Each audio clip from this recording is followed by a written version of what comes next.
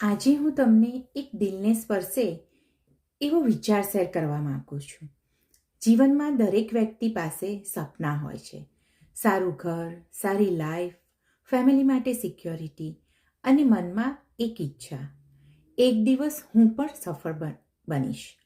પણ એક સવાલ છે, પછી કેમ માત્ર થોડા લોકો સફળ બને છે? કારણ સિમ્પલ છે. મોટાભાગના લોકો જે કામ આજે કરવું જોઈએ એ કામ કાલ માટે ટાળી દે છે. હજુ સમય છે, હજુ હું રેડી નથી, પછી જોઈશું. આ શબ્દો ધીમે ધીમે આપણા સપનાઓને નાનું કરતા જાય છે.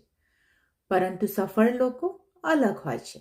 તેમને પણ મુશ્કેલી આવે છે, તેમને પણ થાક લાગે છે, ક્યારેક ફિયર પણ લાગે છે. પણ એક ડિફરન્સ છે, તેઓ પોતાના સપનાઓને એક્સક્યુઝ કરતા મોટા બનાવે છે. જ્યારે બીજા લોકો આરામ પસંદ કરે છે, ત્યારે સફળ લોકો મહેનત પસંદ કરે છે.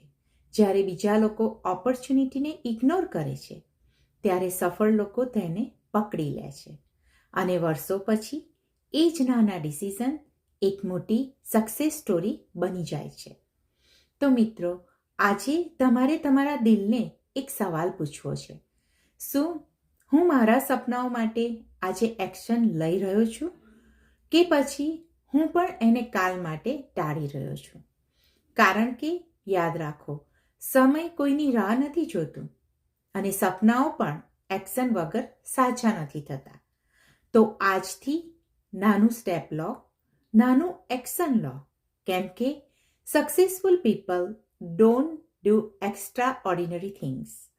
They simply do things on time, which others delay.